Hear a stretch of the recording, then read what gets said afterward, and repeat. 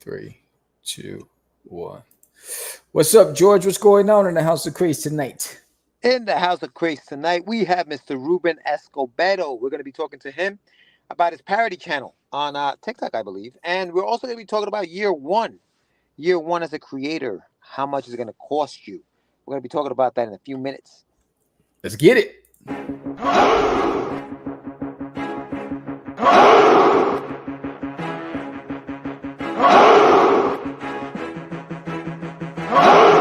We are the only show for independents all around, giving you a platform to spread your word all over town. Catch the Craze is the place to promote to your fans with the dream of Medina and Sam the Crazy Man. Subscribe to our show and never miss an episode. It's time to get your mans, listen to us on the go. Updated every week, we never miss a day. Join the squad, come on in. It's time to catch the Craze. If you are an independent, catch the Craze. Making moves on your own, catch the Craze. On your grind in the streets, catch the Craze. Join the movement, catch the Craze.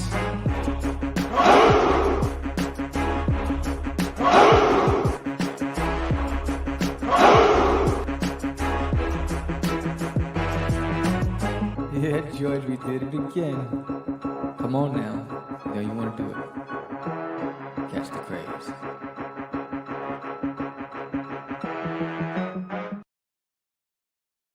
Welcome to Catch the Craze podcast. I'm your host with the most, said the Crazy Man Vera, and I don't have my instruments because I'm in a hotel, but I'm with George, the dreamer, Medina. Yo, this is the ghetto version of the show. This is it. I don't have my I got tools. no video. We got no freaking. We got nothing. We got nothing. This is us. Yes. This is us right now. But what's going on, everyone? Welcome to another exciting episode of Catch the Craze. It is Tuesday, August 20th. It is almost September, y'all. Almost September. And what's up, Lou, Hugo, Hades? Everybody's in the house. What's going on, everybody? We're going live tonight. Sam is on another location. So am I. So, but if you haven't done so yet, subscribe to the channel. Give us a like, comment, do all that fun stuff. We have a very fun show tonight. The gentleman that's going to be on the show today, we met him actually at Superhero Comic Con in San Antonio. We're going to be talking to him about his parody channel that he's got. And we are going to talk about year one as a creator, what to expect, how much it's going to cost. We're going to break that down a little something. I feel like this going to be a two-parter, Sam. It could definitely be a two-parter. A two-parter? Well, I mean, there's a lot to talk about. But before we get going, if you haven't done so yet, subscribe, like, comment, do all that fun stuff. If you're in the chat right now, give us a like. Show some love. But what's going on with you, Sammy? Talk to me. What you got going on? Let's see. Samuel is I'm traveling for work. That's why I'm here. I'm at the hotel, chilling like a villain. Doing my thing. Got to pay the bills. And getting ready for my next convention, which is coming up in September, which is College Station Comic Con. Getting ready for that. Working on editing vlogs. Living life. This is the room. This is the tour of the hotel. It doesn't look like I have a separate bedroom, which is pretty cool. It's not like that purple love shack that you and Jonathan stayed at. Where you hate on the love shack, bro? I don't know. It's your bungalow. But so I'm just traveling for work this week, and I'll be doing a lot of traveling this fall for work. So trying to balance it all. But outside of that, just grinding. What are you doing? Me, man, I got a few things going on. I just got back from Terrificon, which was terrific. That thing was freaking dope. And so I was saying, Lou. What you call it? So I've done that. What else have I been up to? And then I'm also getting ready for a show in September, which is Baltimore Comic Con. So I'll be out in Baltimore. What's up, Arelis? I'll be out in Baltimore doing my thing the 20th through the 22nd. I don't have a table number yet, but I'll be putting that up. And then in October I'll be doing the New York Comic Con, and I'll have a local show at a library in October. In Yonkers. And but this week, August 22nd and 23rd, so Thursday and Friday, for those who don't know who ASAP Imagination is, that is a publishing company that started out about 4 years ago. And this Thursday and Friday, they have their annual Anyone Con happening online. So go to YouTube, follow ASAP Imagination, and check out the festivities because August 22nd and 23rd it's gonna be fun. He has a talk. He has a show called Nerds the Word, where you go in there and you talk about nerdy things, questions about, fun pop culture, whether it's comics, things like that. We have a show called Shoot the Ish, where we just Hades and I talk about the what's going on in pop culture. So there's gonna be a lot of stuff. Oh, there's an awards show, the Ennies. He's got the Wow. Ennies, not the Emmys, the Ennies. Any Wow. One World. So yeah, so check that out. It's gonna be fun. August 22nd and 23rd starts Now at 2 Hades is p.m. doing his thing. Yeah, man. 2 p.m. Eastern Standard Time. That is what is that? 8 p.m. London time, I believe. So yeah, so 2 p.m. Eastern Standard London Time. Bridge is Check it out. falling down, falling Yeah, down, it falling goes it down. goes from 2 p.m. all the way to about 7 on both days. So it's gonna be a good time. Yeah, I've been busy, bro. I've been, lettering. I got a new book that I'm working on with one of the artists from Wonder Duck. So it's been a fun busy year. I've managed to go to a lot of conventions this year, met a lot of people, so it's been good, man. It's been good. Yeah, I don't know if this Aurelia. I know Aurelis. Shout out to Aurelis because you sent me an email about an event that you saw, and I don't know if it's Twin Pops, but I got hit up by a show promoter in Texas called Twin Pops Collectibles. They actually have a comic shop in a mall, and they were actually invited me to attend their convention in October. I don't know if this has anything to do with you because I know you sent me an email about a show. But shout out to Twin Pops Collectibles in Texas. I want to put that out there. It's really cool when you get hit up by promoters. That means the word's getting out, so it's pretty cool. Hell yeah, bro. Yeah, I just saw the comments from Lou. So George didn't book that for you. Yeah, no. And the shortest episode of Cribs, word. That thing was like a quick look through the whole title. Oh, you want? Yeah. Yeah. All right. So I'll walk. No. Here we go. That I'm wasn't walking. an Here's the invitation tour. to show up. What Here it is is. this? Why are you walking around the hotel when we got a whole topic to talk You about? can talk. What is You this? can talk and walk at the same time. This is the Hell no. crib. Oh, I'm so glad I'm not on the screen right now because you see my face. What the hell? This is the laboratory. What are we doing? You taking us to the bathroom? Nice. The bathroom. Yeah. So there is your tour. That's the full tour. Oh my I god. hope you saw the game room and the billiard room, the theater room, Yeah, with the big chandelier. the I love it. chandelier. I love it. Anyway, back to our regularly scheduled program. So we're going to be talking about for those who have been doing conventions or started doing this thing not too long ago. We're going to talk a little bit about how much this thing costs, right, Sam? Yes. So why don't we do that? What was that? Yeah, that's right, folks. Malls are still a thing. Yeah, they're still they're still doing the thing. They're fighting the good fight. That's where the magic happens. That's where the magic happens, baby. But yeah, man, let's get into the topic and let's get some meds.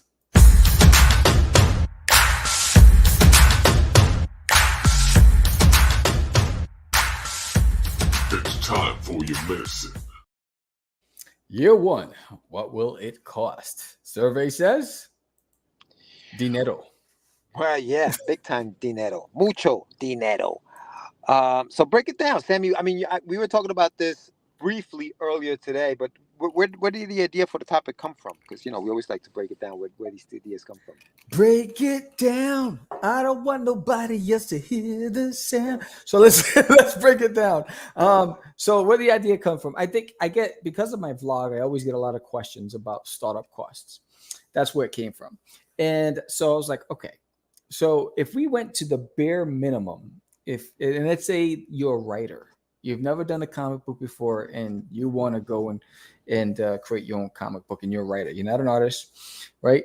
You're either going to have to go out and hire 3 people or all in one. All depends. But either way, you got to pay. So there are ranges of prices based on who you hire and their skill set and what you're looking for, right? So if you got to hire an artist, a colorist, and hopefully the artist inks it as well, and you need a letterer. If the artist is just mostly today people do it digitally, so you'll get it inked, unless you want a traditional artist because you want to negotiate to have the original copies of the artwork. That's a whole different conversation as well. So there's multiple approaches to this game. But so if you think about the artists, on average, the lowest on the low end, if you're just getting pencil and ink, and if it's just digital, you can get an artist as low as $30 a page on art groups like on DeviantArt, right? But you can go as high. I mean, the spectrums can go up to several hundred to almost 1,000. All depends on the quality of the artist and if you want a name attached to it or whatever. So on average, if you're doing a 24-page comic book, let's say the minimum average is $50. Say you do $50 a page. An artist, you times that by 24. That's interiors. You still need the cover. The cover is a whole different price. You're going to negotiate a different price for the cover. Going to range anywhere between $100 to a few $100s, right? And let's just say that's all just black and white. So you need that money. And then if you got to get it colored, that's an additional cost. On average, you can get your pages colored between $25 a page and up. So let's say minimum 25. You take those 25 pages, mine times $25, and that's there. Now you need to get the stuff lettered. You can get anywhere between $15 to $75 average to letter a page, based on where you go and who you look for. So let's say the average is $30 a page. Take that, multiply that by 24 pages. Right? So there is your startup cost just there. Hold on. So let's take a little breather here and let him digest all this stuff. I mean, the prices you're talking about, saying like if you're lucky if you get those prices. Like, yes, I'm getting bare minimum. That's low. That's like yeah, exactly. Like you said, like bare minimum. Because yes, when you talk to some artists today, we're talking about pencilers are looking for 125. You know what I mean? Just to put that into perspective, Marvel Comics, as of like last year, 2023, June 2023, according to creatorresource.com, they were giving their artists $150 just for the penciler, not even the inker, just $150 for the penciler. Same thing with DC. So when you talk about, finding somebody for $50, that's shoot. If you can find that, that's great. You know what I mean? But yeah, you're right. It's going to cost. And then you break everything down. It's going to cost. So, I mean, year one. This is just a startup. So just to start up, you're going to need a minimum $3,000 just to produce your book. Right. $3,000 just to produce your book. That means 24-page interiors and a cover. Just to produce it. That's not to print it or anything else. That's black and white, Sam? You did that number? This is color. So I did the math. If we said we just got $50 a page with $200 for the cover, and we did $30 for colors and $30 for lettering, and we just did that by the page count, this is being generous. This is being generous, right? You can find it. They're out there. You can find it. Mostly going to be international, but you can find it, right? But $3,000 you need to have ready just to produce one issue of your comic book.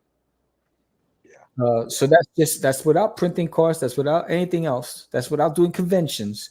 So if you don't have that, that's where you need to start collecting those bottles and cans and saving it and recycling them.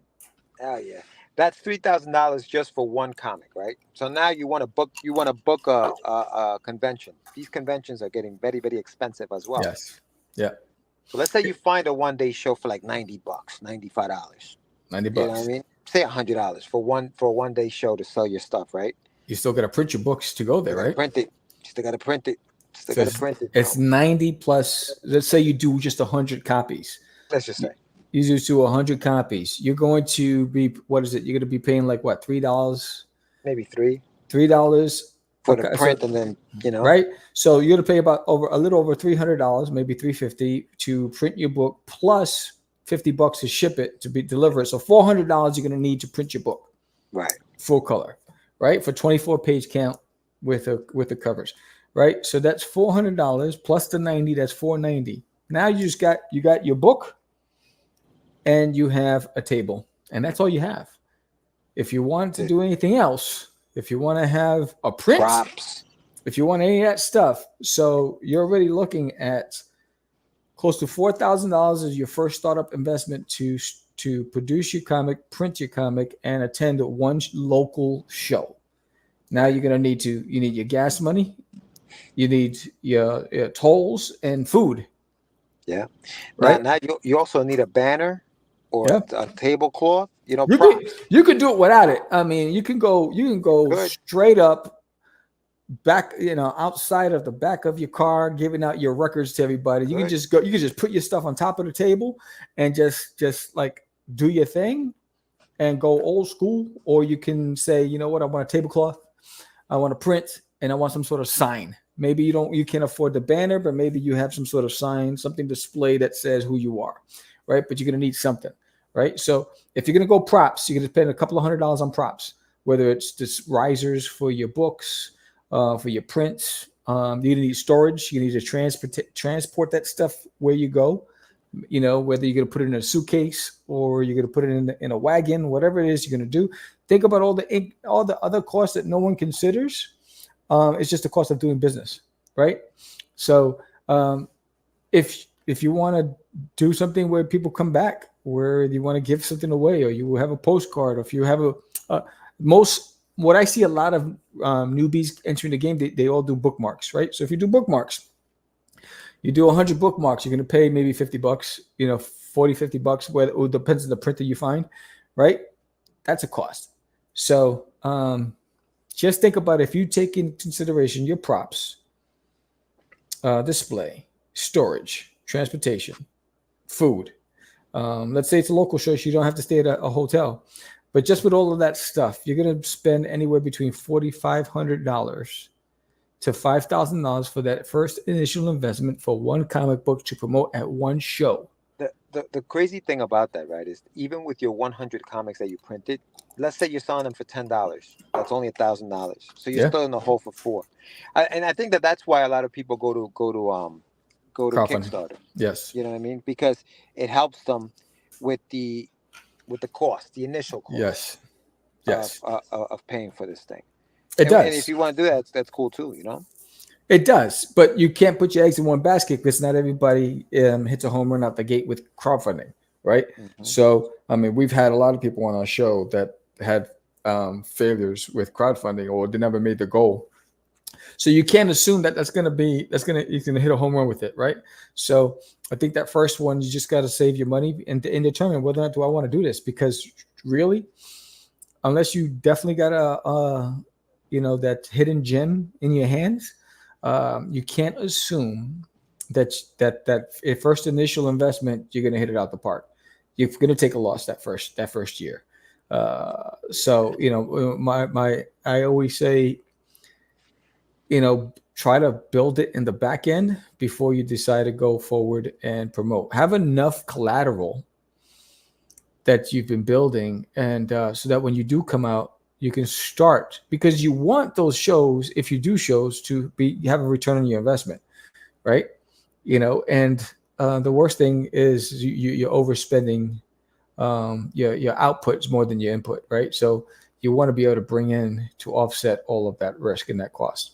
And maybe year one, you concentrate on maybe getting into, whether it's libraries or doing some books, like if you can, let's say your local comic book shop allows you to go in there and do a signing because you're a local artist and you want to support local artists. Yeah. See if you can talk to, see where you can limit the cost of things, where you are not doing an actual comic book convention, but you're actually doing maybe just a book signing, something that's not going to cost you any money, because dude, anybody will stop doing this if that's the cost, and if you don't love it. You have to love this. You have to love it. I mean, it's like, I think but I think it's just to be honest. I think you got to be real about the expectation. Everybody thinks they're going to be the next Jim Lee or McFarlane, right? But the reality is there are more statistics than there are successes, right? And so you can minimize the risk by trying to make sure that you have an inventory and you have a database to support. Overprint books by 20% to save money on stock. Yeah, but if you overprint, you need more money, right? So you need that initial capital to support that. Another way is, have some sort of way where you can sell your books online. Uh, you can use social media, or you can create your own website. That's going to cost you if you create your own website, but you need to be able to make money while you sleep. So, and drive traffic to your website so that you can drive sales, right? And that's that stuff that that's minimum effort, just promotion on social media. That way. But like what George says, there's a lot of things you could do in your community, right? There's like, for instance, I have a community center, and the community center, there's like a board, and they create all these events, and they have these outdoor fairs and events where next year I'm planning on attending. There's a lot of things you could do in your own community. If you live in like a urban environment, there are the YMCA's. George and I, back in the days, we used to teach at the YMCA's. Yeah. We used to do speaking engagements at the Ys. They used to pay us for it. All right. So there's a lot of things you can do if you just connect with your local community. Go to your chamber of commerce in your community and find out what's going on and see how you can get involved and connect. But that requires, a whole different conversation on grassroots promotion that takes away from the creative process, but it's a necessity. Yeah. I think, you have to be, your presence matters, right? So like the hustle, the grind, going to different places. Like this thing that I'm doing at the library came from just being in different places and, promoting online and posting every day. And, somebody reached out from the library and said, "Hey, George, we're doing a library here in Yonkers. We know that you're from the area. Would you like to come in?"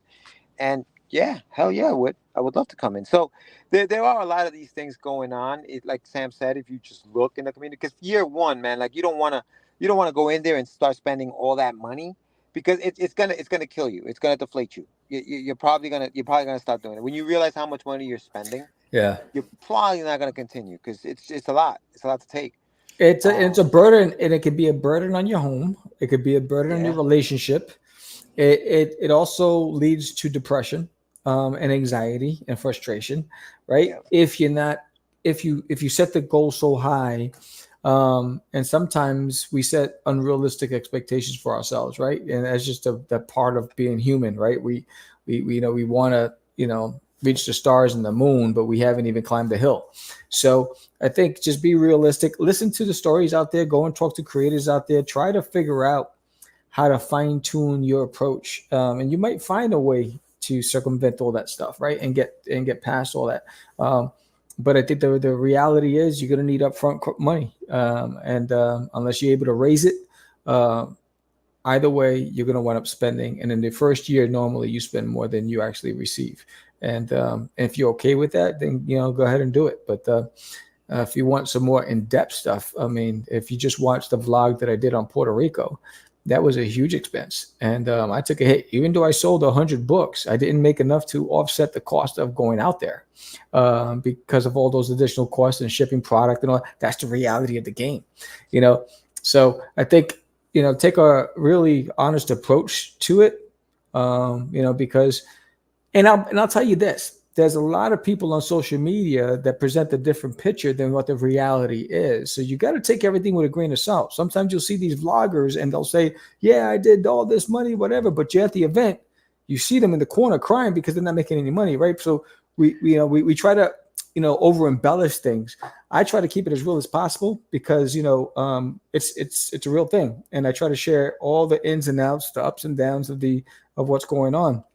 But take it with a grain of salt. Your experience is going to be different from everybody else's. Judge the outcome based on your performance, not anybody else's performance. Don't measure yourself against anybody else.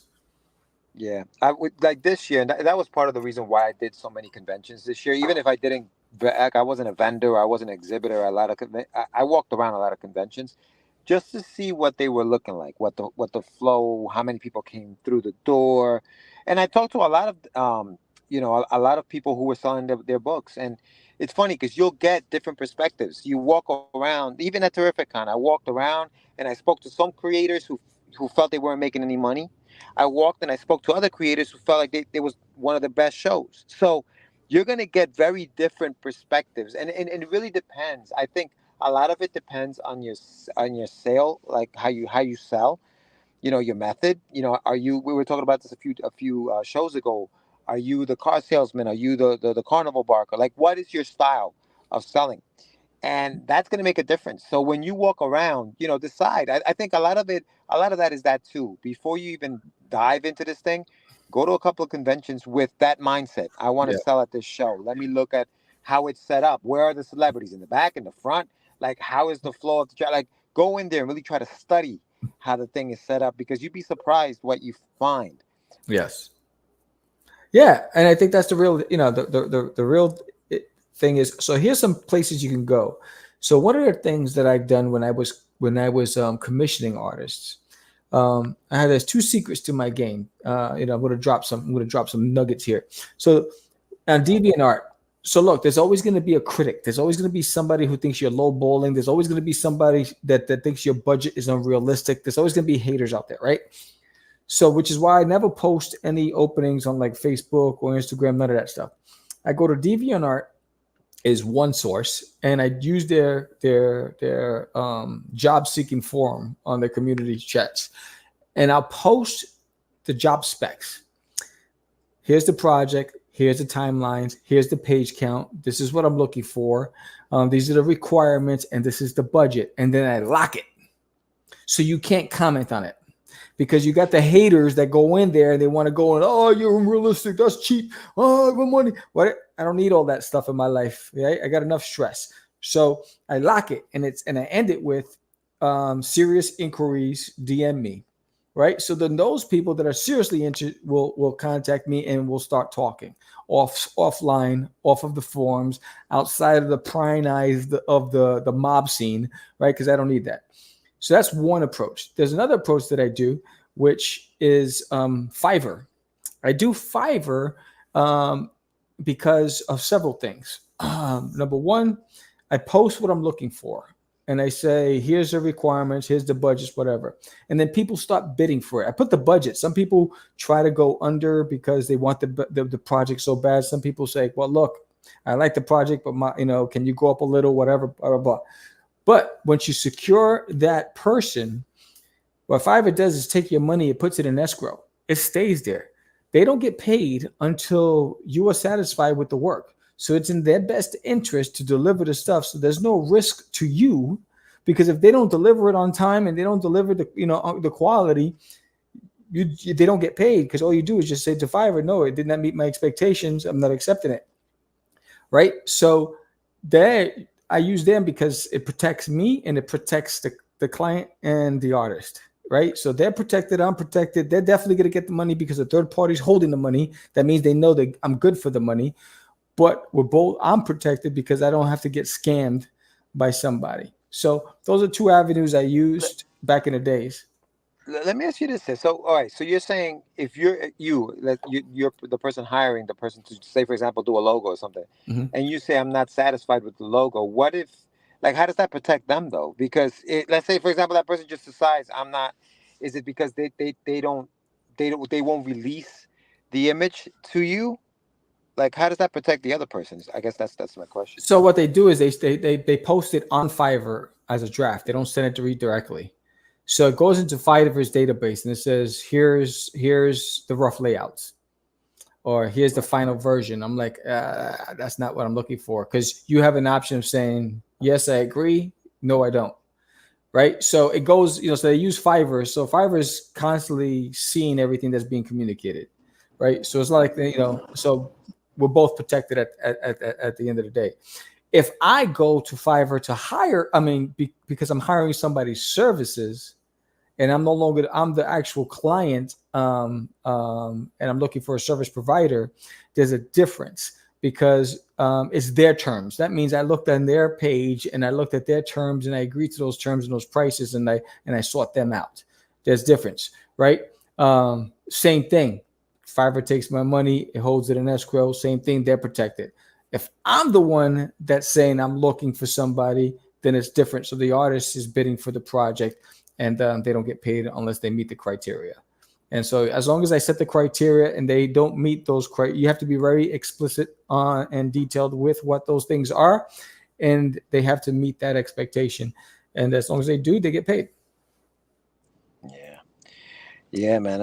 I'm a firm believer in negotiations, man. Everything is negotiable. I know people think that's my rate and that's my rate and that's what it is, but just just because you're charging 125 doesn't mean I can't go somewhere else and find somebody with the same amount of talent for $100. Like Yes. I truly believe everything is negotiable. So Yeah. as a writer who's looking for an artist, don't always just settle for the first thing and you fall in love with the art and you're like, oh my God, nobody's gonna draw it better than that.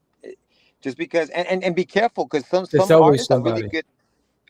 Yeah, exactly, and some artists are really good at pinups, but then when you put them to do sequential art, the sequential artwork is trash. Yeah, I had So an be artist. very careful with that. Yes, and I had an artist who was fantastic illustrator. I loved his style, but he's like, Sam, I can do covers all day for you, but I'm not a sequential artist. But he was honest about it, right? So, it's some people are not. They're gonna try to fake it to make it. But let's see. Ender Zed says, well, as you guys know, that why I appreciate your show as an up and comer. There is so much that I learned about the indie scene from from you dudes directly. Grateful for that. I even learned how much my speakers can take with Samsung. Oh damn! Shots Shots fired! fired! Shots Shots fired! fired! Wow! Great point, edited. I was going to ask about fighting the mentor, but getting the information from those who have been there is huge. Like Sam and George is giving that info for free. Yeah, man. It's funny because George and I always debate that stuff, right? We're like, how much do we give? And I was like, look, you can get that information anywhere. But you know what? The fact that you come to this show, I feel like I have an obligation to keep it real with everybody who's on this show because I have a responsibility to everybody. And so we share that information with you guys because, we know how many we wish we had this information when we were coming out the game. Hell yeah! We didn't. There were no rules. We were breaking rules we didn't even know existed. And let me Right? tell you something. It's When, like, when we were coming up, it seemed like people didn't want to give that information because they were also trying to make it. So they were oh trying yeah, to hold that in. They weren't yeah. trying to give you no information. You know Except what I mean? for Brian Polito, shout out to him because he gave Brian us Polito he was gave he huge. gave us some nuggets at our first convention outing, and for like an hour he talked to us, right? So, Yeah. there are people out there that understand the art of giving back, and that's what we do. But And listen, the part of this thing too is the mistakes we made. Like yeah, it's not that, oh, we're so successful at what we're doing, so we're giving you advice. No, no. This is how we messed up. no, This yeah. is this is what we did wrong. You know what I mean? Like printing out 500 copies on the first run. That was not a good idea. That was not a good idea. You know what I mean? Like They don't talk do about that that. was fabulous. It was- And listen, and if you want to do it, more power to you, man. Good luck. But that doesn't always work. You know? Yeah, yeah, yeah. But with that said, we do have a guest Yes. waiting in the radio room, and so I just want to remind everybody there is the Art of Samuel. If you haven't checked out my vlog, go and check it out. And if you need a reminder, here it is. And when we come back, we're bringing in Ruben Escobedo.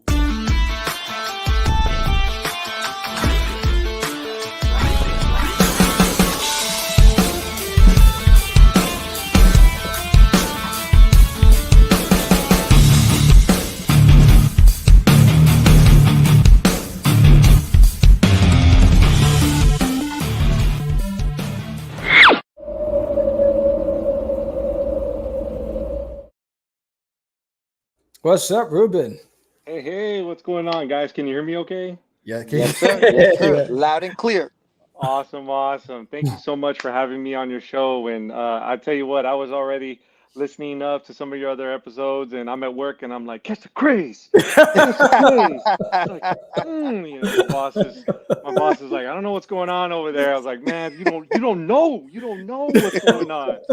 You So don't it know. was it was awesome, man, and love the advice you're giving, and so glad to see somebody doing that because, Yeah. like you said, in this industry, there is no path, there is nobody guiding you, Yeah. and it's trying to figure things out. It's a lot of trial and error, unfortunately, but it is worth it in the end. Awesome. Yeah. Yeah, no doubt, man. You got a couple people asking about you, Ruben. That's awesome. Oh, Um, hey, well, that's great. How do you want me to start, guys? all right. Well, why don't you introduce yourself Yes. to the audience? Who is Ruben Escobedo? And tell us a little bit about yourself, man. All right, sounds good. So I'm Ruben Escobedo, born and raised in San Antonio, Texas, and met these two fine gentlemen at. While it was great meeting them, the con wasn't the best Con. It was Superhero Con, and I heard y'all's podcast on that. I was like, I totally understand what they're talking about. I was there. I saw it firsthand. But my wife actually met them first, and Yeah. it was funny because she saw Duty, and she wanted to bring it over to me, and she wanted to get all the books for the school kids because we homeschool our kids, and they go to a pod. But what caught her attention was your thought process and how you write and how things come to your mind. And you were describing it, Sammy, is like it was quick. It was like kind of like it's a flow. It just kind of happens and you start building and building and building. And she was like, "That sounds like Ruben." And she was like, "You got to meet this guy. You got to meet him." I was like, "Okay." So we go over, and then as Sammy's talking, it was like finding a brother from another mother. And then me and George was like, oh my God, it's like my people. All right, this is awesome. I found my people. Um, so I work and I know it probably looks like it because of the glasses. I work in the financial industry, so I've actually been in the retirement industry, so to speak, for 24 years now. And my main job, my day job, is I manage corporations' retirement plans, so like 401ks, pensions, make sure they're all in line with the Department of Labor and the IRS, and help employees save for retirement. But on the side, what I found during COVID, like many of us, was TikTok. And Mm. found TikTok, right? Started going down the rabbit hole. And then one day you kind of get a little brave and you think, I don't know, maybe I got something here. And I started, putting these little videos out, and they were, it was just fun. It was all fun. And then one day I decided I think I can write a parody. I think I can do kind of a Weird Al thing. But I like rapping. I like rapping more than singing. So I think one of the first parodies I did was Vanilla Ice Ice Ice Baby, and I instead of calling it Ice Ice Baby, I said TikTok Addict, um, and uh, and it like took off. It took off, and it was one of those things that it was like, whoa, okay, there's an audience for this, Right. and and then I think one of the other things is this nerd can rap. So I think that was kind of another thing. It's like this dude who looks like he does my mom's books at her job can actually rhyme and tell a story, That's and hilarious. that's how it like all started. And then I went from when I hit my 1,000 follower mark, I thought that was awesome. And now I'm at 255,000 followers on Wow. TikTok, and I think I have about 173,000 followers on Facebook. And Nice. Wow. it's been fun. It's been so much fun. Uh, and From that, I think one of the biggest things is you get to interact kind of with I. You think I'm sure it's some celebrity's like intern that's managing the social media that did it, but it's still cool, right? I mean, it's still attached to the name. But I actually found out one of my friends messaged me and said, "Hey, I'm on Steve Harvey's Twitter, and he just tweeted your Nemo Oh, rap." And I was like, "So what?" wow. I was like, "What?" So I go to Twitter and I did a so yeah, we all know Snoop Dogg and G Thang. I'm Hmm. from the Hmm. night, Yeah. born in '79, kind of that was my era, Yeah, yeah. of all that rap. So I was like N-E-M into the O, Nemo's in the house, swimming on the ocean flow, and that's how I wrote that rhyme. And I tell this whole rap on Nemo, right? And he posted it on Twitter, and I was like, oh my goodness, this is crazy. Wow. I got started getting some attention. Then I did one of the other ones that I thought was also cool is Salt and Pepper. What a Man. We all know Yeah. that. And now I know Sammy sings like in every podcast from what I've seen. And like we're trying to see how many songs he's gonna throw down. I've heard him Right, throw out right, the right. R&B. He does a little bit of this, a little bit of depending on what words you say. So George, I apologize in advance if this is a trigger, if it's a trigger for Mr. Sammy here. Oh, it's I gonna trigger. apologize It's in gonna advance. trigger, dog. But so instead of saying "what a man," I did minivan. So I was like minivan, minivan, minivan. Yeah, I got a minivan, and I do this whole thing about a minivan, and um, Oh, shoot. and then they actually posted it on their page. So it's been Wow. this like cool experience to interact. But I think to your point, and I'm so glad you made this point earlier. I'm so glad many people think that when you have these followers that you're getting these major corporations, whether Right. they're reposting your stuff or offering you free stuff, that oh my god, this person's making it. Mhm. No, no. No, Right. there is no check from TikTok. There's nothing like that. I think the best I did was Facebook. I was able to make Facebook's monetization program. Right. And at first it started off cool, like, oh my goodness, I could actually make money off of this. And then quickly it was like it just it Damn. was like I started getting these warnings, these violations, even though it was my Really? stuff, and it was crazy. Like Wow. I had to delete probably 60% of my posts to get my Oh, account back on track. Um, wow. and to your point, depression, just anxiety, just Right. I failed, I messed Mm. up, and then I had to kind of come back and realize, this is part of the game. And if you're not willing to take those steps and take those falls and move forward, then stop and don't do it. But Yeah. if you're enjoying it, then go for it. So I, went from a financial industry by day to TikToker, rap parody writer at night, and that's a little bit of That's who I hilarious. am. Yeah. So we got a So, comment Ruben. from Hugo. He says, "So Oh yeah, financial man. advice from a retirement money man: Don't bank on social media. Likes to retire." Exactly, exactly. Do not bank on it. Don't.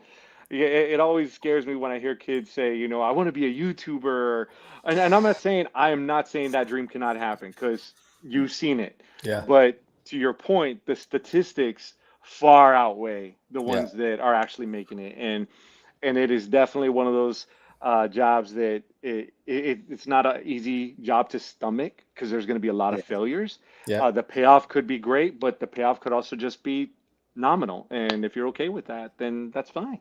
Yeah. So yeah, don't bank on the financial your financial retirement on YouTube, TikTok, or those platforms necessarily. Yeah. Hey, Ruben. So, do you like when you're creating these raps, right? Because I mean, it's a creative process.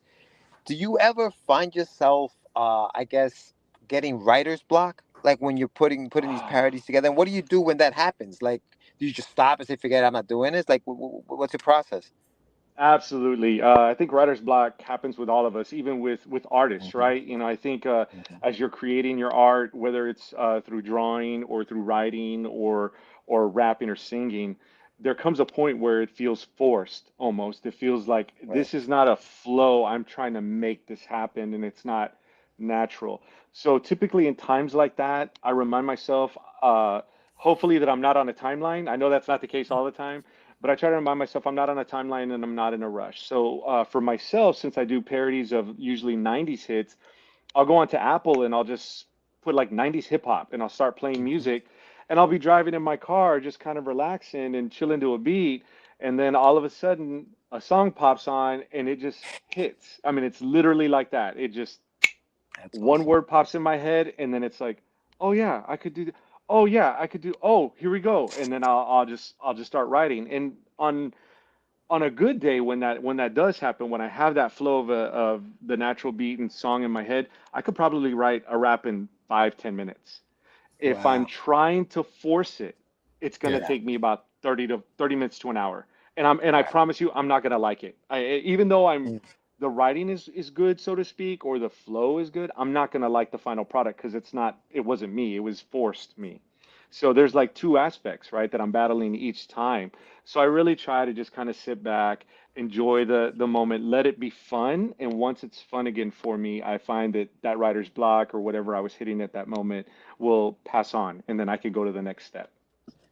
So, as a kid, Ruben, did you have aspirations of being a rapper? Like growing up in the God '90s, no. like '90s to me, and I know Sam's a little older than us, but like to me, '90s Stop hip acting hop, up. what '90s hip hop was it? Nah, because you like Kool Moe Dee and those guys. Like Oh for us, yeah. I like Moses. He's like he's like he's like the Commodores, right? Like they were rocking for you, right? Yeah. no, But but no, did you have aspirations of becoming a hip hop artist back in the days? not at all. It was funny. I mean, that was never. Now I will tell you, I was. The funny part was that actually I was a choral singer. I sang in high school, my high school choir. Look, just drawing out a huge nerd with glasses and now choir, right?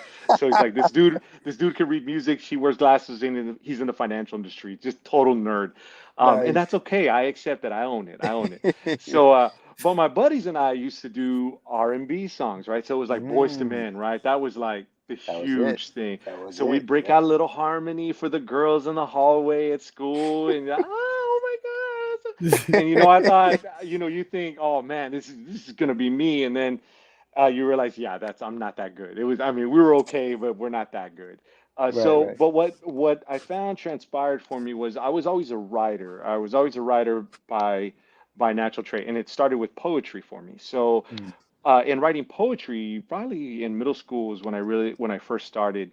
I was always a huge fan of rhyming. I love the way you could make words rhyme and you could make them sound beautiful, and you could also make them sound not hurtful, but I mean you can. But for me, it was mainly dealing with like my inner demons, so I could give a voice to those inner demons through that, and through rhyming, I always felt it kept people's attention, right? I mean, if you're rhyming and you hear the flow and you can hear the next where the next word is going, you tend to stay more involved. Yeah. So that's where that started, and I continued to write through high school. Even after I graduated, I wrote, and then it just sort of naturally went, well, if I can rhyme and tell a poem, rap is a lot like poetry, at least to me, Right. because they're telling stories, right? But they're telling their story, they're telling what happened or what they're explaining about, and they're telling it in a flow to keep people entertained and intrigued.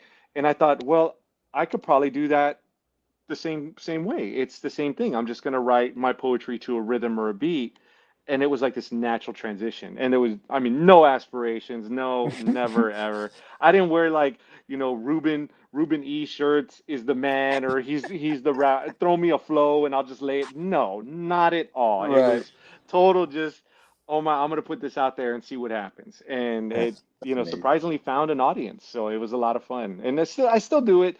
Not as often, but I still do it. It's just with work and everything, things get busy. And but yeah, that's how that really came to be. It was not any aspirations. It was kind of let's give it a shot. Right. Well, let me Man, ask, if that's you don't mind awesome, me dude. asking y'all a question, because Yeah, yeah. being fellow artists, right? And what have you done to surpass your block at times? Because for me, I said I have to kind of kick back. I have to kind of let the guard down. I have to let almost like my mind let loose and just kind of let that flow happen. What have y'all done to overcome that in your experiences? I'll answer first, and because I know Sam's going through it now. So for me, multiple projects, right? Multiple projects. I think sometimes if I'm stuck on one story as a writer, I go into the other story that I'm writing, or I Okay. do something else. Like this show helps a lot. Like just being around creative people generates that creativity. That's why I like going to conventions, just walking around the floor and talking to different people, and Yes. and just interacting with other creatives just sparks creativity. And so I use that to kill some of that writer's block, and sometimes some of that doubt that creeps into your mind, right? Is this good enough? Am I doing this right? Is this right? Yeah. Sometimes ignorance is bliss. I don't need to know what the right way to write is. I just want to write. You know what I mean? So Oh, I love yeah, that. I try to do that, man. I try to do multiple projects, surround myself with other creative people, and just keep it moving. Yeah. Nice. Nice. He wants to surround himself with me, but what I think Oh. for for me, it's like stuff like this, like right, like Spawn, Oh, um, okay. like I got Gunslinger Spawn. Whenever I get stuck, I go look at the either the people that came before me or the people that I love their work, and I'll go and I'll seek that stuff out. I'll go online and I'll watch people's drawing just on YouTube, or I'll write, but I usually look for inspiration. Either I'll take a walk, I'll look at the clouds, and I'll look at the shapes of the clouds, and I'm like, oh, I can draw something out of that shape, right? So for me, whenever I get stuck, and I get stuck quite a bit, And especially that's late, okay. And that's okay. yeah, especially lately. So I tend to like I'll go and I'll look at the arts or life, and I'll pull from that to draw some inspiration. I love that. That's such a great a great thing to do, and I think for each of us it's different, right? And I think it also depends on the mood, right? Because I Yeah. think as artists, many of us go through so many moods. I feel like we're more open about whatever we're feeling or whatever we're going through, and sometimes what may work one time doesn't work another time, right? So you're like, what do I do? What do I do? And one of the things that I even do now, total nerd again, but I love success documentaries. Oh yeah. So Mm, one of the yeah. things, so like for example, the Jeremy Lin story. Oh man, I mean, I'm like, oh, he made it to NBA. Nobody Dude, wanted him, and you're just you know what's funny, Ruben? I love Jeremy Lin, bro. Like I Jeremy what that Lin. kid did, dude. Like from sleeping on a couch to making millions and millions of dollars. And the thing is, he's good, bro. It's not even like that Yeah, was just it's not a that he fluke. was what he did for the Knicks, bro. Like it was crazy. So it's funny that you say Jeremy Lin. Yeah, and he just I don't know if you saw, but he just won a championship on his Taiwanese team. So Oh, his he did? team overseas, they just won the championship, and I think his brother is playing on that team with him. Yeah, yeah. His So brother does I play. kind of Yeah. did a little checkup and went to go see what happened. But yeah, like Jeremy Lin, and then okay, now I totally don't even know how to play chess. I don't even know what move is what, but there was a documentary I found on Magnus Carlsen, and Mm. it was when you see the documentary, you see a lot of him being on the spectrum, like from his Oh wow. childhood. Some of the things that I was like, oh gee, yeah, I know that, I know what that is. But then to see the brilliance that came out of him and how he developed as a person, so it's almost like watching somebody else overcome that adversity Yeah. was a motivator for me to remind me you can do it too. Like it, yeah, you Hmm. seem like you're in the rut, you're stuck, but you can do this. You can get through it. Yeah. But I will say, allow yourself to feel bad. Allow yourself to have that moment and grieve. Allow yourself to Right. to feel that almost uh like where you're just lost. I mean, allow it to happen because the more you fight it, the longer it's going to stay. And I found that as I let that process happen naturally, it gets better. I mean, but it is tough. It is tough. Yeah, I think what you just said is important because it's part of, I believe it's part of the natural order of things to have those moments of highs and lows, because what it does is it provides perspective, right? Because it gives Yeah. you an opportunity. Those moments when you think that, like for me, what I've I learned about being stuck is it gives me time to reflect, Yeah. right? It looks, Yeah. I Exactly. took a bird's eye view of the landscape, and I'm looking at all the moves that I made and what's working, what's not working, and then you come back and you see things from a different perspective, and Yeah. sometimes it actually moves you faster once you come out of it, right? So I think some people, Yeah. I think, just like you just said, allow it to happen because it's part of the process. Yeah. Exactly. I mean, it's tough. Don't get me wrong, and I know it's hurting and it sucks, but let it happen because you're going to be even better when you come out of it. You're going to be even better. Yeah, Um, it's one of those things that uh, I love creating, and I can tell you one of the things that for me that hurt. It was like the first in social media, so to speak. Like oh my God, it was when I plateaued on TikTok and even when I plateaued on Facebook, and it was there's no social media help group. There's no Right. I Right. can go whine, my Hmm. or to your my art isn't coming along or my story's not. There's no support group like that. So here you are, and of course you're seeing what all this stuff being thrown about who's being successful, who's doing this, and you're like, well, why not me? I'm just as dedicated. I'm working just as hard. I'm doing, and the more I did that, the more I found I lost my process and I yeah, lost the Hmm. joy of it. And I said, you weren't even looking at it potentially earning on anything when you did it. You were just trying to have fun, yeah, and that's what made it fun. And I had to kind of go like, oh, get back over here, Ruben. But taking that realistic landscape, like what you talked about, putting out your comic book, right? Having realistic expectations. Okay, I put out, I spent 3,000, maybe another 3,500 total after everything. My goal is to just make that money back, and I'm hmm, giving myself a 2-year process to do that.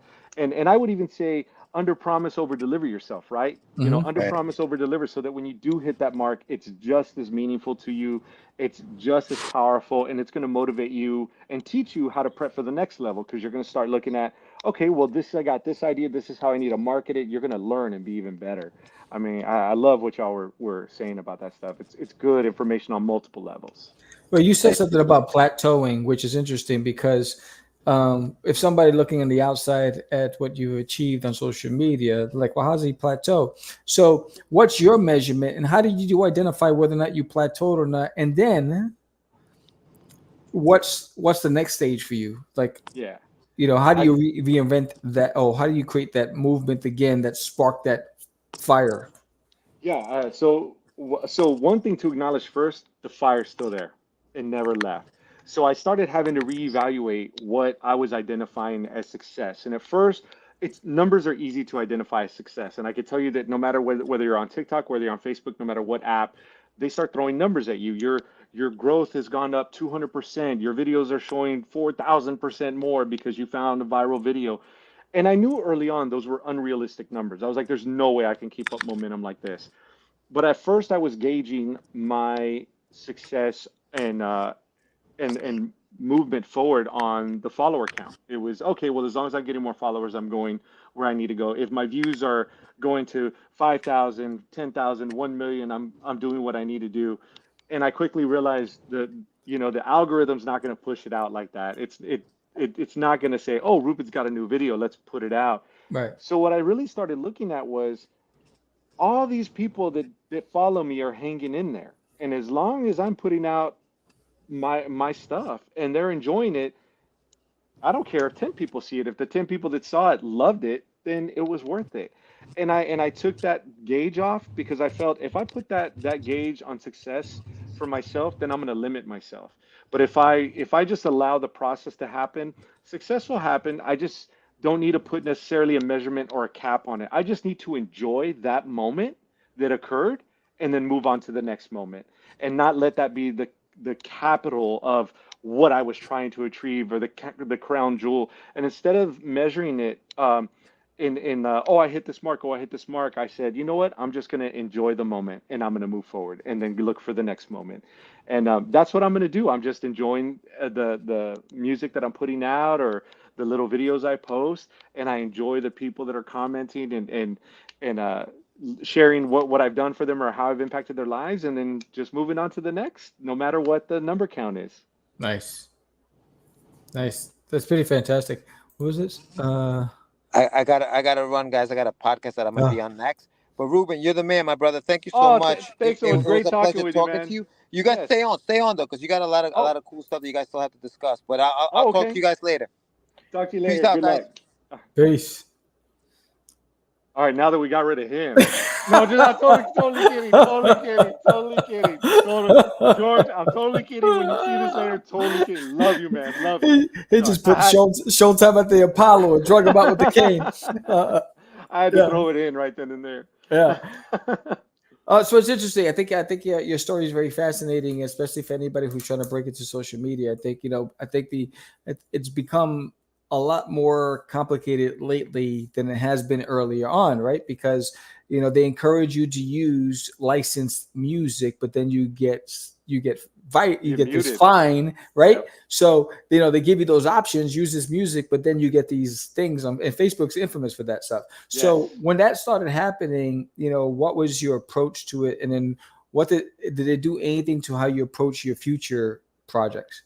Yeah. So the first thing that if TikTok was where I first encountered the issue with like copyright, so to speak, and the way around that I found was actually in the beginning, as long as you did a video or parody in less than like 30 seconds, you could pretty much get away with it. Like 30, right. maybe 34 seconds, you'd be good. But on Facebook, it was a little bit more restrictive. So what I found is, I was told you should use YouTube because if YouTube is allowing it, they have a much stricter process on determining if something's copywritten or not. Right. Then you should be good. That a total different entity, total different thing. So what I did was if I couldn't put a post like on TikTok, I would use it on Facebook. If Facebook wouldn't allow it, I would use it on TikTok. And some of the projects I've just had to scrap. I mean, even if I did it, if I kept getting muted in different areas, I just said, okay, well, I thought it was a funny song, but that's not going to go on. So let's move on. And I just went to the next one. Facebook, what I will say though is one of the cool things is that they do offer dual monetizations. So if the artist actually allows the song through their copyright law or whatever they've done, they'll just say you and the artist are both earning off of the post. So they can like dual split it, which I'm all for because I'm not I'm not trying to steal anybody's work. I know I'm using someone's beat, but I'm also creating my own lyrics. But I never sought to make money off it. It was just for fun. Right. So I do like the fact that they offer that, because if anything, I'm like, hey, if it wasn't for them, I wouldn't have even been able to come up with this rap, because they're the one that laid down the beat. They're the one that put it in on the radio and got it there. So, and I always try to acknowledge those artists that are out there. Uh, because I want them to know, hey, you had a part of my life, and I'm using this now because I think it fits our situation. So, nothing but love for them. But whenever I hit that mark, I was just, okay, well, then I got to go to the next one. And it was, put that off to the side and move forward. Guy here says, yeah, mad respect. The finest guy putting out raps in 15 minutes or 30. That's crazy. He said, ASAP says we need to do a Sam Rubin rap team up. Still duty instead of still Dre. Well, hey, I mean, come on. I mean, we saw in the intro, because the video, you're on the, and I see you jamming out there on your station there. So I was like, oh, I know there's something going on there. There's something going on behind. Well, I wrote that. There. I wrote that, and that was me. You wrote that. Oh, yeah, that was yeah, awesome. Nice, man. That's got a solid beat, man. I like it. Thank you. Yeah, that's funny. Yeah. So what's the end game for you in social media? So I think for myself, the end game would honestly be just when I can't create anymore. If honestly I'm not feeling it, I don't want to do it, then I'm not going to do it. And I probably took about a 4 to 5 month break of not writing, like I took that stress totally off me. I felt like I wasn't centered where I needed to be. And like many of us, I have a mental health that I deal with. I have so just that, and I don't mind sharing. So PTSD, ADD, anxiety, depression, and we were trying to figure out the right meds to put me on, because it was getting bad, and I couldn't function, and I didn't feel right, and I didn't want to write. I was almost scared to write because I was afraid of what I was going to put out, and Right. I was like, that's not me. I know that's not me. I feel it. I feel everything's heavy right now, but that's not me. And finally, we found a great med combo that I'm on, and things have been feeling so much better. And once that happened, that flow kind of started coming back, and the joy in writing came back again. And I was back on it, and it was like, okay. And then, and the one thing was, don't rush it, let it happen, it'll Yeah. happen. Yeah. But for me, as long as the social media is out there, and as long as I got an idea popping up every now and then with a song, I'm gonna put out, and it's probably gonna be like Weird Al, right? You're like, oh, this album was killer, it was awesome. Then like a 10-year hiatus, and then he puts out another one, and then it's like, oh, dude, where was he been? It's awesome. I think that's kind of what it's gonna be like. But I think that's also the life of a parody writer, because you're waiting for the next genre, you're waiting for the next thing, the next big thing to come in, because not everybody likes rap, and not Yeah. everybody likes pop, and it's kind of what's in at the moment. But with the 90s being so popular, and the hip hop, R&B, even the pop area, that's been such a great catalyst to many generations. Uh, and while I don't have a rocker's voice at all, because I would never even dare try to do that, like Journey or anything like that. We went to go see Journey this past weekend in San Antonio, Oh, nice. and it was my 19-year-old son that asked to go see him. So Wow. he's going to be 19. Sorry, he's 18 now. He's going to be 19. But he was the one that was, Dad, I want to go see Journey, and Def Leppard's going to play. And I was like, Oh, whoa, wow. whoa. I was like, what do you know about these bands? Right. And he was like, Dad, That's Journey's awesome. awesome. So it was cool. And like that type of music that has spanned over generations and generations is definitely something that I might look to tap into. But I am not, the greatest singer in the world by far, which is why I rap, because it's more of my just speaking voice. Right. But maybe one day I'll get a little brave and try it out. But yeah, I don't think I see that in until till I feel ready. And if you don't mind me asking, for yourself Yeah. as a creator, where do you see that for yourself in the future? Like, is that something that you're to the same thing? You know what? As long as I got, my ink, or I got that idea, I'm just going to keep it going. Or is there an end goal for yourself? Yeah. First, let me just look at the comments from Oh yeah, LS. LS says, you said you were a storyteller. Says, true, being around other creative people is big. And Keith says, do you do your thing, Ruben? hey. Keith Paris. That's Keith Paris. That's my homeboy Keith Paris. So Yeah. that's That's my buddy over there in the retirement world, also helping me out, Oh, giving me some love out here. Thank you, Keith. Love you, man. Great nice. guy.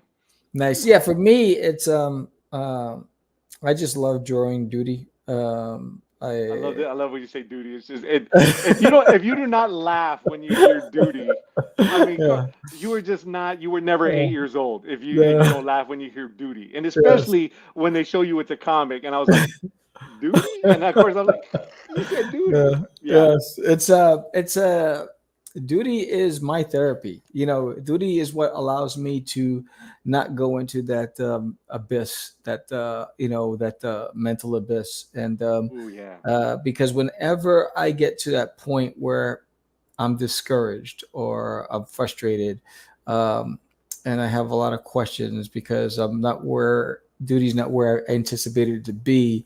I go back and I look at the character and I reread my plot lines and and then I fall in love all over again and I get Oh, I love that. I'm like re-energized, and Yeah. so it helps me stay focused. So as long as I have my health and my eyesight, and my hands don't lock up, I'm going to keep Yeah, that drawing. arthritis, that rheumatoid arthritis, Yes, right? yes, because my vision's starting to act up because I can see from a mile away, but when it's close, it's blurry now, and I never had that You problem. got that you do that little Yes, thing like that, right? Yeah, yes, I know what you're talking about. I do this with the. I'm like, what am I saying? Right? I'm like, oh, Okay, do you turn on your phone light to look at a menu in a dim restaurant? That's the yes, Me too. I do it yes. too. Yeah. I Or mean I phrased it like it was bad, but I do it too. No, it's there's no hate on that. I do I it too. have I have two phones, so I take one phone to use as a Oh. magnifying glass to read the other phone. It's like, what's going I on? love it. Now if you were using one phone to take the picture and then magnify it on the screen, I mean that's another level too as well. Yeah, I get it. I totally it's special. understand. Because I'm out here and I was at the rental car place, and she wanted my number, my account number, and I couldn't read it. I said, and I'm showing it to her, and she couldn't read it. And she had glasses, and we're both staring at each other.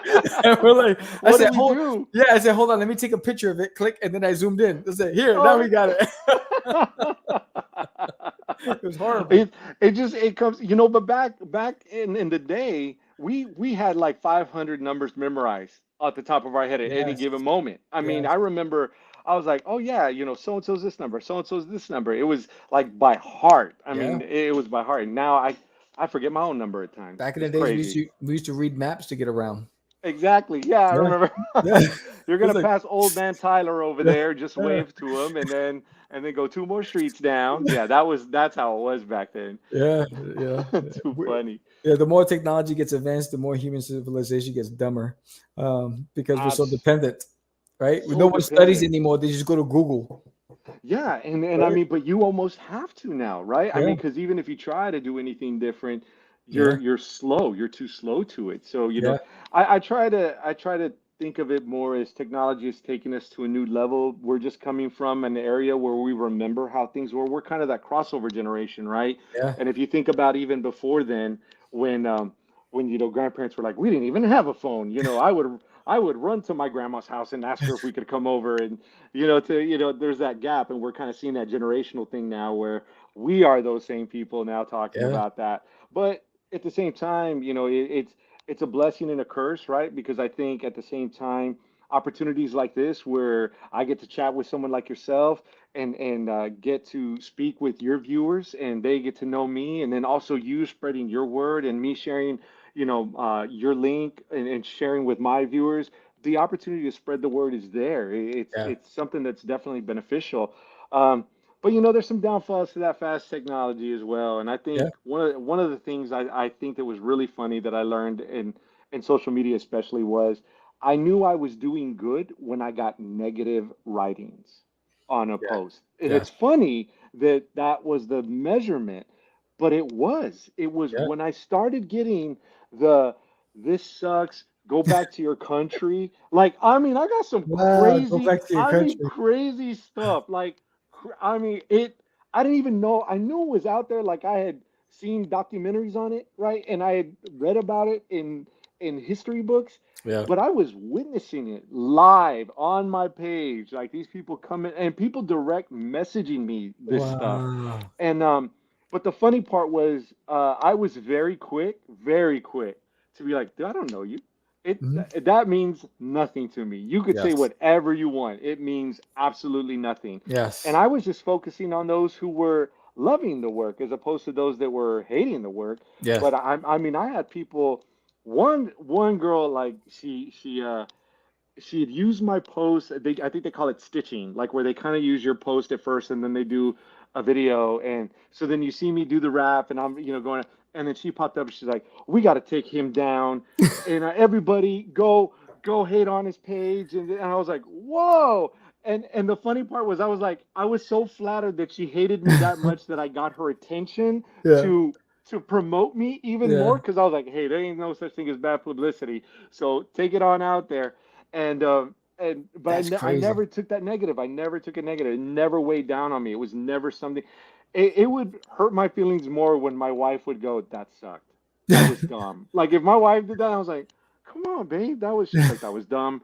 I had to stop following you. It was ridiculous." I was like, That's just stop "God, following leave, babe." Then that hurt more. But like if I didn't know you, I was like, "Nah, I'm gonna take that to heart." But if I didn't know you and you were being kind, I was gonna be kind right back, and I was gonna Nice. share that. And that was one of the things that I really tried to do was interact as much as I could with everybody that was showing their support because I was like, "Hey, you deserve to be heard and acknowledged." So I'm trying to do it. Don't get upset if I can't get to it, but I'm trying.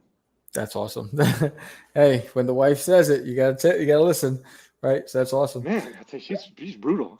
So, any plans on doing anything live, like at like a club or anything?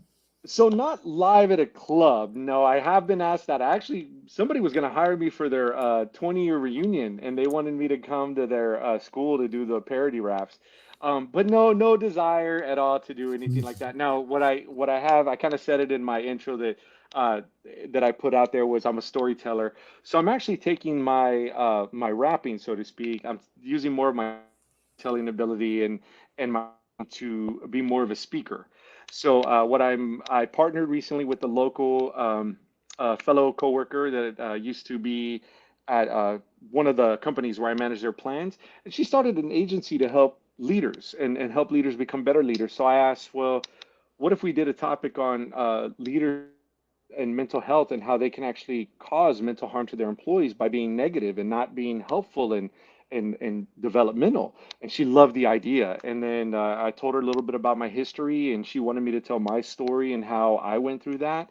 And then on the retirement side, which Keith knows because I've spoken at their conference, I'm kind of expanding my wings and going, okay, if you want me to speak on a topic, I'm gonna be there and I'm gonna speak on a topic. So I'm more going on the speaking route and looking to tell the story and help others connect and help others understand that you're not alone. There are going to be rough times. There are ways to get through it. And I'm not saying that my way is the right method. I'm saying that, and I'm not even saying I have a method. What I'm saying is, hey, I got through it. I think you can get through it too. And there's a way to go through that process and creating that network of people to help one another. So my goal right now is to help kind of spread the word on mental health, continue my education and retirement to the employees and helping them save. And then I'm going to my old speech and debate roots. Recently teamed up with the National Speech and Debate Association, and I wrote them a rap for their up and coming 100-year anniversary. I don't know if they're going to use it for that or they're going to use it just as a kind of piece to promote speech and debate. And I'll be looking to judge rounds in San Antonio and then also speak at some high schools, hopefully, and tell these students how that course impacted my life and how it really helped me become who I am today. That's awesome. That's awesome. That's fantastic. So where can people find you? What's your handles on social media? So you remember that before I say that, do you remember that movie The Wonders The with Wonders. Tom Hanks? It was like The Yeah. Wonders and okay, so Yeah. the when they first started it, they did it ONEDERs and they were like, "Oh, the Oneaters." And they're it's The Wonders and they said change. So when I came up with Ruben E's parody, so when you see it, it'll say Ruben and it's Ruben like the sandwich, REUBEN. You'll see Ruben capital E apostrophe S and then parodies and I thought Ruben E's a parodies. I thought that's a cool rhyme. Everybody I know, everybody, not one person has pronounced it that way. It's Rubenese. That's how it's. And I'm like, like the Oneaters. I was like, but you can find me under Ruben E's Parodies, and I'm on Facebook, I'm on TikTok, I'm on Instagram, I'm on YouTube as well. And I like to post from time to time. And if you have an idea for a parody or think that you got an idea, feel free to hit me up because I'm more than happy to take it, try to write something, and I will tag you in it and say, hey, so and so had this idea. This is what I came up with. And I've come up with a few songs that way. And if I give credit where credit's due, because we need more of that sharing in this world. We can all share the spotlight. That's awesome.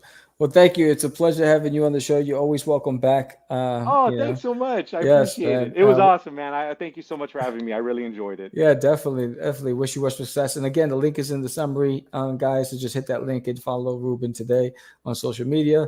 And much success to you and your family. Thank you very much, and much success right back to you, man. Good luck with your writing. You're gonna get past this block, man. I know it. Thank you. You're welcome, man. Take it easy. Have a good one. Peace. All right. Thank you, everybody. This was another fantastic episode of Catch the Craze podcast. And again, go check out Ruben. Fantastic. He's funny. He's got amazing parodies. It's pretty hilarious. And again, we do this show to spotlight the unsung heroes, the people that are out there that are making waves, that are trying to build something for themselves and probably don't have other platforms to be able to showcase their work. And we are the originators. We are the OGs. We founded in 2005. We created Catch the Craze podcast, the first independent comic book podcast out there. There was nobody else. And we do this because of our guests. And when we grow, the independent community grows. And by subscribing, by hitting that like and sharing this episode with your friends, we give exposure to those guests. So please don't forget to hit that like, hit that subscribe. Thank you all for being on the show tonight. Until next week. And for those of you in Texas, I will be at College Station Comic Con in September, in then the Denton Comic Art Expo in September as well. And then October, I'll be at Cowtown Comic Con. And I might be doing Twin Pops Comic Con. I just got the invite from the promoter. So I'm looking into that. It's in a mall. And so more to come. And don't forget to check out the art channel, The Art by Samuel. And with that said, I am Sam the Crazy Man Bird. This is Catch the Craze. We out. It's just easy. It's not. Crazy. Acquiesce. No, it's about my friend Acquiesce. Say my name, right? This is what you were thinking? Oh, my. He described me. He said, I'm the What? Catch the Craze. You're listening to Catch the Craze. You're listening to Catch the Craze. Catch the Craze. You are listening to Catch the Craze. This is Craze. You're listening to Catch the Craze.